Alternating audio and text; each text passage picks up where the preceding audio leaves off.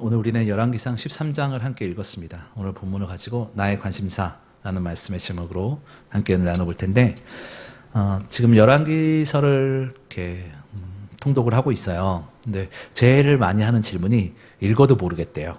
읽어도 이게 어디고, 남유다가 뭐고, 북이스라엘이 뭐고, 뭐 왜 이렇게 사람 이름이 많이 등장하고, 분명히 읽었는데 왜 모르겠고, 날마다 새롭게 된다라는, 날마다 읽는데 날마다 새롭대요. 또 그러니까 제가 여러분들 앞에 설교하는 거 아니겠습니까? 똑같은 설교를 해도 아마 모르실 것 같아요. 그만큼 하나님의 말씀은 읽을 때마다 또 새롭기도 하고 좀 어렵기도 하지만, 그다음에 꼭 남과 북이 교차해서 등장을 하기 때문에 이해가 안 되는 부분도 있지만, 하나님께서는 그 많은 사랑과 그 많은 사건을 등장시키는 데는 그만한 이유가 있을 겁니다. 그 말씀을 통해서 세세히 조각조각 내어서 그 말씀의 흔적들을 따라가면서 그 말씀의 흔적을 통해서 내 삶을 비추어 보고 내 삶을 하나님께로 조금씩 맞추어 가는 것, 이 과정이 반드시 필요한 것이에요. 그래서 우리의 하나님의 말씀을 그냥 읽는 데서 끝나는 것이 아니라, 이 성경 통독을 하면서 그냥 읽는 것에서 끝나는 것이 아니라 이 말씀을 통해서 내 삶을 반드시 돌아봐야 돼요. 내 삶을 말씀을 통해서 비추어 봐야 돼요. 그렇게 한다면 어떤 일이 발생하느냐? 그러면 내가 하나님의 말씀대로 살지 못하고 있구나를 깨닫게 돼요. 그 다음에 어떻게 되느냐? 그러면 내 삶을 이렇게 바꿔야겠구나라는 생각이 들기 시작합니다. 오늘 본문은 어떤 분이 물어보신 부분이에요. 이 본문하고 나봇의 포도원, 이 두 가지 질문을 하셨는데, 왜 뜬금없이 이런 본문이 여기에 삽입이 되었나요? 라고 하는 것에 대해서 질문이 들어왔었어요. 그래서 오늘 본문을 말씀을 통해서 함께 살펴보도록 할 거예요. 여러분, 사람이 잘 속을 때가 언제인 줄 아세요? 정말로 잘 속을 때는 감정적일 때예요. 만일에 제가 여러분들을 감정적인 사람으로 만들어 놓고 되게 감정이 풍성하게 만들어 놓고 이렇게 거짓말을 딱 한다면 여러분들은 거기에 딱 달려올 거예요. 대부분 그렇다라고 이야기를 해요. 사기를 잘 치는 사람들이 이걸 잘 이용한다라고 해요. 그래서 그 사람들은 사람의 욕망이나 이런 신뢰, 이런 불안들을 잘 이용한다라고 합니다. 딱히 욕심이 없는 사람이 있다고 해봐요. 딱히 뭐 별 욕심이 없는 사람이 사람에게 이걸 가지면 시원할 거야. 예를 들어서 여름에 그냥 덥긴 한데 딴 생각 없었는데 어떤 사람이 와서, 목사님 이거 먹으면 진짜 시원할 거예요. 그러면 제가 어떡하겠어요? 먹고 싶어지잖아요. 더우니까, 목마르니까. 아까도 차량 운행을 하면서 탔더니 다 덥다고 그러시더라고요. 왜 이렇게 더워요? 막 이런 얘기들 하시더라고요. 그럴 때 그냥 딱히 생각이 없었는데 그냥 덥구나라고 생각했는데 이 물이 진짜 시원해요 한다면 이걸 먹고 싶어질 거라는 거예요. 사람의 마음이 그렇다라는 겁니다. 성경에서 우리가 구약을 읽고 있잖아요. 성경 통독을 구약을 읽고 있는데 그걸 보면 대부분의 문제가 자신의 욕심을 채우기 위해서 우상을 섬기고 이방과 타협하는 이 악순환의 패턴이 계속 반복되고 있는 거예요. 그래서 그 성경에 보면 그 죄를 짓는 사람들이 그 욕망을 자꾸 부추겨요. 악한 사단이. 그래서 그 죄의 악순환을 계속해서 반복하고 있는 것을 보고 있습니다. 그래서 우리가 살아갈 때에 악한 사단은 우리의 연약한 마음을 간파해서 우리가 넘어지고 실수하기를 호시탐탐 기다리고 있습니다. 그래서 우리가 항상 악한 사단은 우리가 넘어지기를 호시탐탐 엿보고 있다고 하는 것이 맞는 말일 거예요. 그럴 때일수록 우리가 기억해야 될 것은 주님만 바라보면서 한 길 가는 거예요. 날마다 성경 통독을 하거나 성경 말씀을 묵상을 하면서 그걸 읽고 끝나는 것이 아니라 내 삶에 비추어 봐야 돼요. 나는 하나님의 말씀은 이렇게, 이 사람들은 이렇게 살았는데 나의 삶은, 아브라함은 믿음의 조상이라고 해서 이렇게 살았는데 나는, 솔로몬이 하나님 앞에 기도했다는데 나는, 다윗은 하나님의 마음에 합한 자였는데 하나님께 칭찬받는 자였는데 나는, 이렇게 반드시 질문으로 끝이 나야 된다는 거예요. 그래서 주님을 바라보며 한 길 가는 삶, 이것이 너무나 중요합니다. 오늘 본문에 보면 주님을 위해서 살겠습니다 라고 고백하고 다짐했던 한 사람이 나와요. 딱히 이름은 기록되어져 있지 않지만 바로 무명의 하나님의 사람입니다.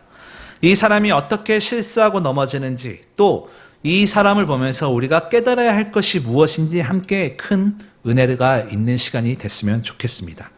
오늘 본문의 배경을 잠깐 이야기를 해보자면, 솔로몬 왕 이후에 솔로몬의 아들 누구죠? 우리 며칠 전에 이거 읽었는데, 그렇죠?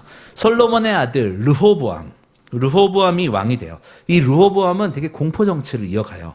이에 두려운 사람들은 르호보암의 그 두려워서 반역을 일으키게 돼요. 이렇게 해서 이스라엘이 북이스라엘과 남유다로 나누어지게 됩니다. 남쪽은 유다 지파와 베냐민 지파 이렇게 두 개로 이루어지고요. 나머지 10지파로 북쪽 이스라엘이 만들어져요. 그런데 이 북이스라엘은 여로보암이라는 왕이 다스리게 돼요. 그래서 남쪽은 르호보암, 북쪽은 여로보암 이렇게 나눠져서 이 북이스라엘은 여로보암이라는 사람이 다스리게 되는데, 이 사람은 르호보암을 좀 두려워했어요. 그래서 르호보암이 두려워서 만들어낸 나라였기 때문에 좀 뭔가 두려워하는 마음도 있었고 염려하는 마음도 좀 있었어요. 그래서 르호보암이 두려워서 만들어진 나라였다면 좀 잘 살아야죠. 우리가 핍박받으니까 좀 더 좀 자유롭게 잘 살아보자 해서 만들어진 나라, 이 북쪽 이스라엘, 이 북이스라엘 이렇게 잘 만들어진 나라라면 좀 잘 살아야 되는데 그렇지 못했어요. 북이스라엘도 하나님을 믿었기 때문에 제사를 지내려면요, 남유다의 예루살렘으로 와서 제사를, 그 절기를 지냈어야 했어요. 그런데 그게 두려웠던지 그 백성들이 남쪽 유다로 흡수될 것이 두려워서 이제 여로보암 왕은 베델이라는 곳에, 그 다음에 베델이라는 곳과 단이라는 곳에 신당을 만들게 되고 두 개의 금송아지를 세워서 자신들이 제단을 만들고 제사를 지내게 돼요. 그리고 제사장이 되고자 하는 사람들에게는 아무나 제사장의 직책을 주게 되는 문제를 일으키게 됩니다. 열왕기상 13장 끝을 보면 제사장으로, 오늘 열왕기상 13장 끝을 보면 제사장으로 지원하는 사람은 누구든지 산당의 제사장으로 임명하는 그 본문이 오늘 본문은 아니지만 13장 끝에 기록되어져 있어요. 이 죄 때문에 여로보암의 집이 완전히 망하게 되는 결과가 돼요. 만들어져요. 이런 것들이 만들어지면서 이방 신들이 들어오기 시작하고 이방 문화와 혼합되면서 북이스라엘은 혼합적인 문화가 발전하기 시작해요. 훗날 예수님이 사마리아 여인을 만났을 때 왜 사마리아 여인이 유대인이었던 예수님을 두려워하고 멀리하기 시작하나요? 당시에 이 북이스라엘은 이런 혼합적인 문화들이, 혼혈과 이런 혼합적인 문화들이 만들어져서 쭉 흐르기 때문에 천대받는 상황이 벌어지게 되는 거예요. 그래서 그 문화가 신학까지 쭉 예수님이 올 때까지 이어지게 되는 겁니다. 다시 오늘 본문으로 보면, 그래서 한 사람이 하나님의 명령을 받고, 오늘 본문 13장 앞에 어떤 사건이 일어나냐면, 그 하나님의 사람이 하나님의 명령을 받고 여로보암을 저주하며 예언하게 되는 사건이 오늘 본문 앞에 일어나요. 그리고 그 일을 하고 자신의 임무를 마치고 돌아가면서 등장하는 사건이 바로 오늘 본문입니다. 자신의 임무를 훌륭히 마쳤어요. 그리고 이 돌아가는 이 무명의 하나님의 사람에게는 지켜야 할 규칙들이 있었습니다. 오늘 본문 읽지는 않았지만 앞에 9절과 10절을 보면 먹지도 말고 마시지도 말고 왔던 길로 도로 똑같이 가지도 말아라 라고 하면서 완전히 다른 길로 돌아오게 얘기할 것이, 완전히 다른 길로 돌아오게 명령하시고 먹는 것으로 마시는 것으로 지체하지 말기를 주문합니다. 그런데 이 베델이라는 곳을 지날 때 이 베델에 한 늙은 선지자가 살고 있었습니다. 그의 아들들이 와서 그날 하나님의 사람이 베델에서 한 일을 아버지에게 이야기하면서 거기서 일어난 모든 일을 전하게 되죠. 그래서 이 늙은 선지자는 하나님의 사람을 쫓아가게 돼요. 그리고 상수리 나무 아래에 앉아 있는 그 하나님의 사람을 만나게 됩니다. 여기서 우리가 이상한 점이 나타나요. 분명 하나님께서는 좀 전에 말씀드렸지만 먹지도 마시지도 말고 갔던 길로 돌아오지 말라라고 했습니다. 이것은 다른 것이 아니라 쉬지 말아라, 지체하지 말아라, 이것이었어요. 이 하나님의 사람은 그 말씀을 잊어버리고, 하나님의 사람은 이 피곤해서 그런지 피곤해서 나무 아래서 쉬고 있는 상황이 연출이 되는 겁니다. 당시 상수리 나무는 그냥 나무는 아니었어요. 이 상수리 나무는 성경에 보면 에스겔 6장을 보면 우상 숭배 대상 이렇게 우상 숭배의 대상이나 지형의 경계 사사기 9장에 보면 왕의 취임식이 이뤄진 곳이 상수리 나무 아래였거든요. 이렇듯 상수리 나무에는 강한 힘 이런 것들이 능력 이런 의미들이 있었어요. 심판의 장소도 표시하기도 하고요. 그런 뜻이 있기도 했습니다. 즉 이 상수리 나무는 그만큼 주목받는 자리였다라는 거예요. 그 주목받는 자리에 그 한 명의 선지자가 쉬고 있었던 겁니다.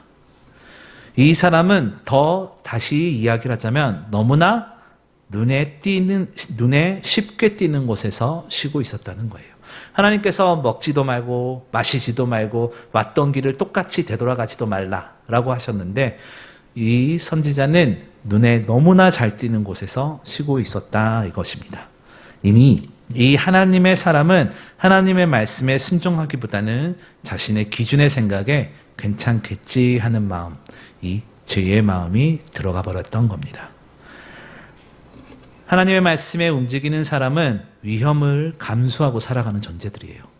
우리가 하나님의 말씀을 따라 살아가겠습니다. 하나님의 말씀 따라 움직이겠습니다. 하나님의 말씀에 순종하겠습니다. 라고 하는 고백은 그냥 심심해서 하는 고백이 아니에요. 여러분, 우리가 하나님의 말씀을 따르겠습니다. 하나님께 순종하겠습니다. 라는 고백은 나의 삶의 어떤 위험도 감수하겠다는 뜻이에요.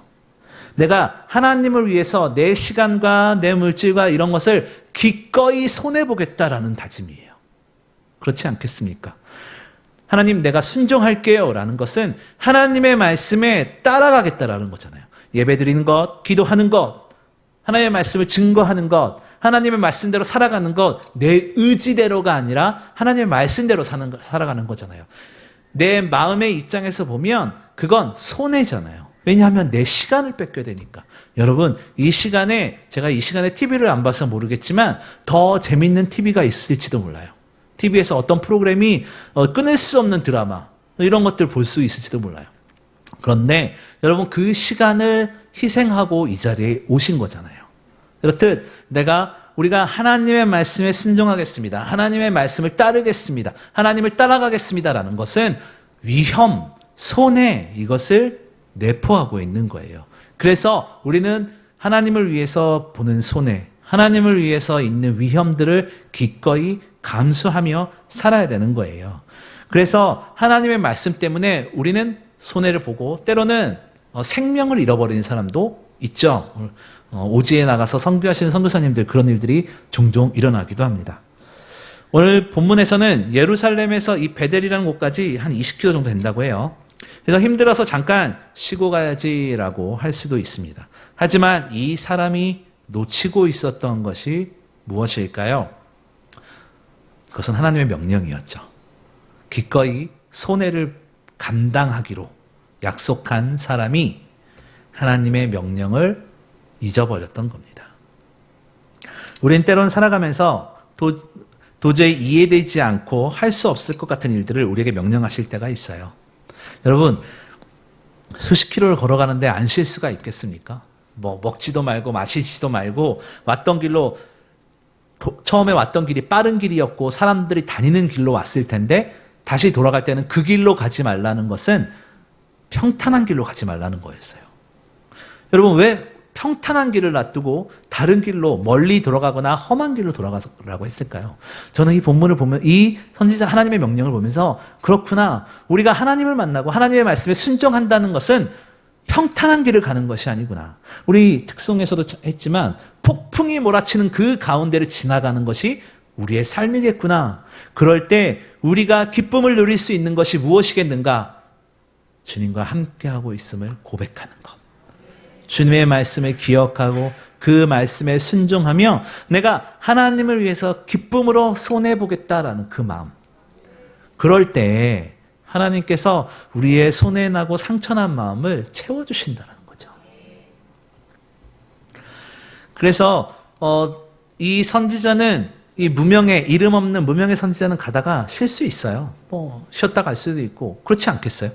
그런데 하나님께서는 이 사람이 이 하나님의 명령을 놓치고 있다라는 것을 꼬집어내고 있다는 거예요. 그래서 우리는 살아가면서 이해되지 않는 일들 많나요? 여러 가지가 있겠지만 그 중에 한 가지만 이야기한다면 우리 이런 찬양도 많이 하잖아요. 그리스도의 통로가 되어야 합니다. 그리스도의 편지가 되어야 합니다. 이런 얘기 많이 하잖아요. 너는 축복의 통로 이런 얘기 많이 하잖아요.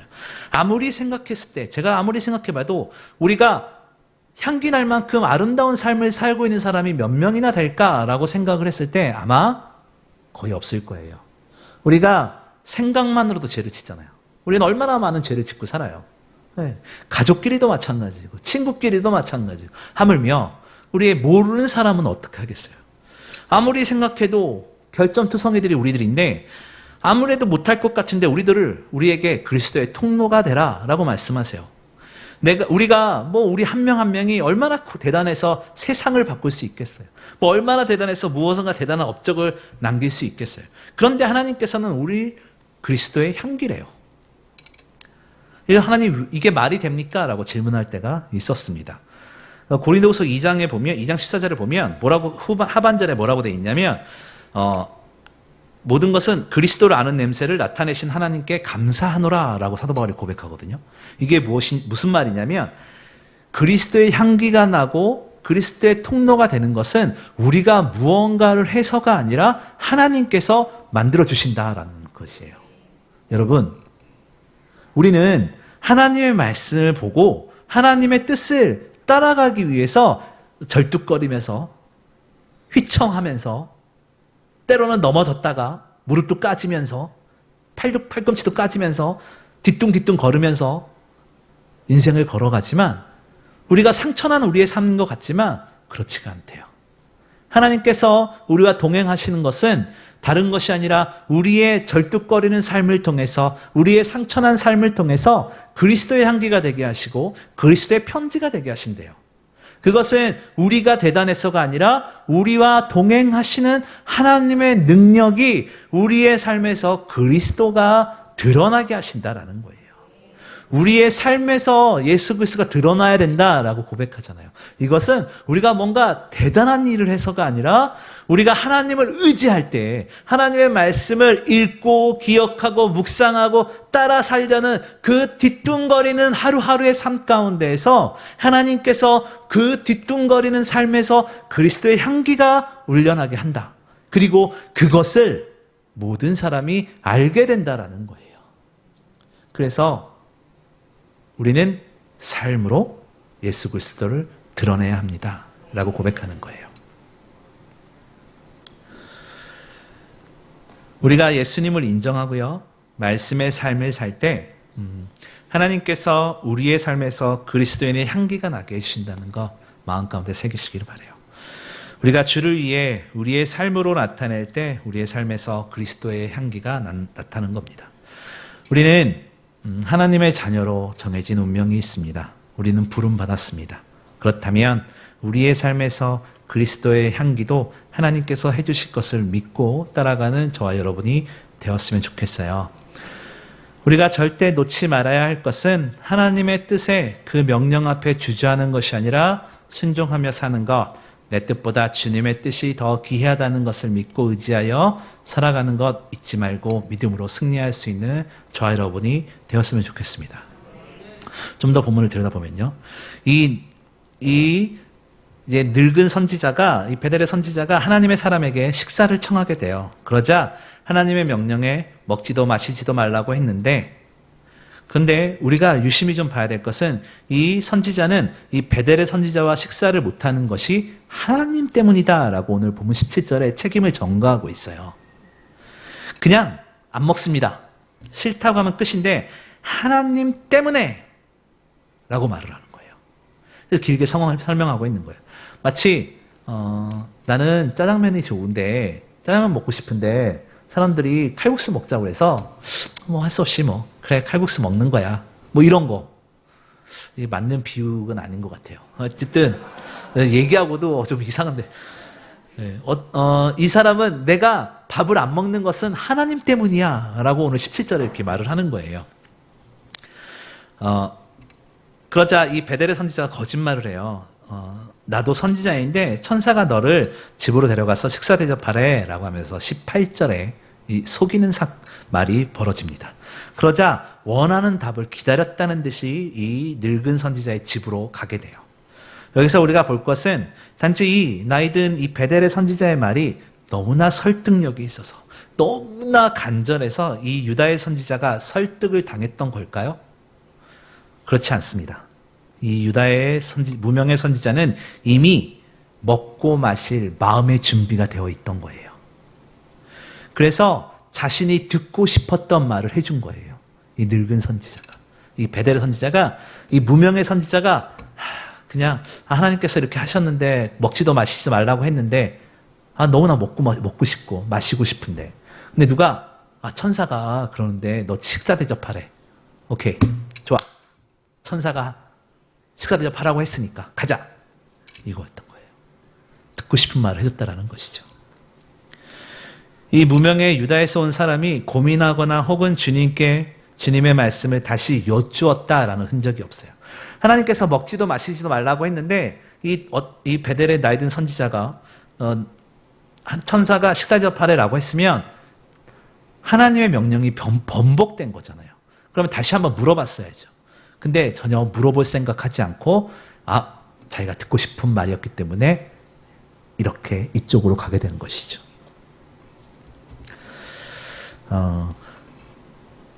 이미 이 선지자의 마음은 하나님의 말씀처럼 하나님의 말씀으로 가장된 이 거짓말에 넘어가 버린 거예요. 자신의 마음을 이 늙은 베델의 선지자에게 들켜버린 겁니다. 우리가 좀 생각해 볼 게 있어요. 먼저 관심사예요, 관심사. 고속도로에서 교통사고가 나는 여러 가지 이유가 있겠지만 그 중에 하나가 대표적으로 과속일 겁니다. 그리고 졸음운전일 거예요. 그래서 운전을 할 때 한눈을 팔면 사고가 나는 것이죠. 그래서 운전을 할 때 핸드폰을 한다거나 뭐 다른 데를 쳐다본다거나 하면 큰 사고로 이어지는 것입니다. 저승에서 살아남기라는 책이 있어요. 제가 예화로 많이 듣는 책인데 저승에 살아남기라는 소설책이 있는데 종교서적은 아니에요. 그냥 인생을 생각해보자라는 장르의 책인데 이 소설의 주인공은 기자인데 우연히 길을 가다가 다리가 예쁜 여자를 보게 돼요. 그래서 더 자세히 보기 위해서 찻길로 내려와서 걷다가 그냥 차에 치여서 죽어버리게 돼요. 되게 허무하게. 근데 이 이야기는 거기서 시작되는 거예요. 네. 여러분 무언가 할 때 다른 것에 눈을 돌리면 이런 일들이 일어나죠. 운전을 할 때 운전에 신경을 써야 되고요. 우리가 하나님의 자녀로 살아갈 때 하나님의 말씀에 집중해야 되는 것이겠죠. 우리의 삶은 어떻습니까? 우린 살아가면서 누구를 혹은 어디를 바라보며 살고 계십니까? 누가복음 10장에 예수님과 같이 있는 두 명의 여인이 등장합니다. 우리가 잘 아는 마르다와 마리아입니다. 예수님께서는 제자들과 길을 가시다가 한 마을에 들어가죠. 거기서 마르다와 마리아를 만나게 돼요. 거기서 마르다가 주님을 자신의 집으로 영접하죠. 그리고 사건이 시작이 돼요. 마르다는 예수님을 대접하기 위한 준비로 분주해요. 그런데 마리아는 예수님의 말씀을 듣기 위해서 집중하게 되죠. 그러자 마르다가 예수님께 마리아가 자신을 도와주라고 말해달라고 이렇게 청합니다. 그러자 예수님께서 말씀하세요. 여러 가지가 아니라 한 가지만 택해라 라고 말씀하세요. 마리아는 선한 것을 선택했다라고 예수님께서 말씀하십니다. 이것이 이야기의 줄거리예요. 누가복음 10장에 나오는 줄거리입니다.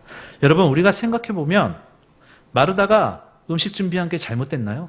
아니에요. 손님이 왔는데 아무것도 안 하는 것도 문제가 있는 것이에요. 집에 손님이 오면 손님 대접하는 것이 어쩌면 너무나 당연한 것입니다. 집에 손님이 왔는데 있든지 말든지 신경을 안 쓴다면 그것이 오히려 더 무례한 것이 아니겠습니까? 저는 어린 시절에 손님이 집에 왔는데 가만히 있다는 게 말이나 돼? 라고 하면서 전사님이 하신 말씀들을 물음표를 항상 가지고 있었어요. 그런데 그 본문을 통해서 무엇을 깨달았냐면 처음에도 말씀드렸지만 주님께서 이 본문을 통해서 말씀하시는 것, 관심사, 즉 초점이에요. 초점. 어디에 초점을 맞추고 있느냐 거기에 따라서 결과가 달라지기 때문이에요. 마리아가 어떤 일을 했냐면 예수님의 발치에 앉아서 이렇게 얘기를 하고 있어요. 발 아래에 앉아 있었다는 얘기예요. 좀 더 보면 그 한글 성경에는 기록되어져 있지 않 번역이 좀 덜 되다 말았는데 원문에 보면 향하다 이렇게 되어 있어요. 그러니까 마르다는 예수님을 향해서 있었다. 이 누가복음 10장에서 예수님께서 독자들인 우리들에게 말씀하고자 하는 것은 우리가 어디를 향해 있느냐예요. 어디를 집중하고 있느냐입니다. 우리의 너의 최대 관심사가 무엇이냐? 너의 최대 초점이 무엇이냐? 이것이에요. 마르다의 가장 큰 실수는 어디에 집중해야 할지 모르는 그 실수를 이야기하는 겁니다. 여러분, 여러분의 최대 관심사가 무엇입니까? 재정, 말씀, 그 어떤 것이든지요. 오늘 나타난 이 베델의 나이든 선지자를 보면 그가 선지자다라고 오늘 본문은 기록하고 있어요. 더 구체적으로 무엇을 했는지, 어떤 업적을 이루었는지는 알 수는 없어요. 그도 그럴 것이 베델은 북이스라엘의 지역이에요. 그래서 이 선지자라고 자칭하는 사람이 진짜 레위 지파였는지, 아니면 그냥 내가 선지자 할게 라고 이렇게 내가 자청해서 했던 사람인지 알 수는 없어요. 하지만 우리가 생각해 봐야 될 것은 나의 환경과 나의 모든 것, 이것이 하나님보다 앞에 있다면 우리가 한번 생각해 봐야 된다는 거예요. 그래서 이 베델의 나이든 선지자는 그 삶에서, 그의 지역에서 우상숭배와 하나님의 뜻에 반하는 불의에도 아마 침묵했을 거예요. 그런데 자신의 관심사에는 적극적으로 나섰던 것을 오늘 본문은 이야기하는 거예요.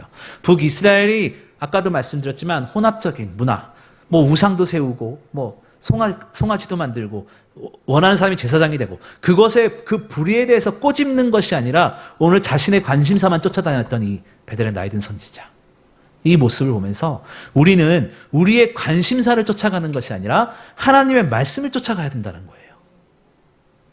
그래서 우리는 우리의 환경이 조금만 흔들려도, 우리의 주변이 조금만 흔들려도 우리는 좌절하고 쓰러지고 넘어지잖아요. 하나님 원망할 때 있죠. 그런데 우리가 기억해야 될 것은 그 어떤 상황 가운데서도 우리가 흔들리면 안 된다는 겁니다. 네. 이 오늘 본문에 등장하는 이 무명의 선지자는요, 무시무시한 여로보암 왕 앞에서도 하나님의 말씀을 담대하게 전했던 사람이에요. 그런데 바로 다음에 그가 자신의 이 먹고 마시는 것 앞에서 넘어지는 모습을 오늘 본문은 보여주고 있습니다. 오늘 읽지는 않았지만 훗날 하나님의 저주를 받게 돼요. 바로 영적으로 분별력이 있어야 된다는 것을 이야기하는 것일 겁니다. 여러분, 우리가 분별력이 있다는 거 우리가 기억해야 돼요. 그런데 우리는 하나님의 뜻이 무엇인지조차도 잘 헤아리지 못할 때가 너무나 많습니다. 성경 묵상을 통해 받은 말씀도 반나절만 지나면 잊어버릴 때가 너무나 있죠. 하지만 오늘 말씀을 통해서 우리가 기억해야 될 것은 늘 기도를 통해 하나님께 묻고 하나님께서 명령하시고 원하시는 길로 우리의 삶을 걸어가야 된다는 겁니다. 오늘 말씀의 결론을 내드리겠어요. 이 베델의 나이든 선지자가 왜 하나님의 사람을 속였는지에 대해서는 오늘 본문에 말하고 있지는 않습니다. 하지만 우리가 기억해야 될 것은 이 베델의 나이든 선지자는 자신의 나라가 부패하고 하나님이 원하시는 길이 아니었을 때 그것에는 큰 소리를 내지 않았지만 자신의 필요한 관심사에는 두 발 벗고 나섰다는 것. 우리가 그것이 아니라 내 육체의 만족을 따라가는 것이 아니라 하나님의 말씀을 따라 살아야 된다는 것. 그리고 또 이 무명의 선지자, 유다의 무명의 선지자의 삶을, 이 행적을 통해서 우리가 기억할 것은 하나님의 명령을 받았다면 우리가 그것을 바라보고 걸어가야 된다는 것입니다. 때로는 넘어질 때 있고 쓰러질 때 있지만 하나님께서는 그 뒤뚱거리고 상처난 우리의 삶을 통해서 그리스도의 향기가 나게 할 것이고 또 그리스도의 편지가 되게 할 것이고 그런 우리의 삶을 통해서 영광 받으실 겁니다. 그 귀한 은혜가 있는 저와 여러분이 되었으면 좋겠습니다. 오늘 시간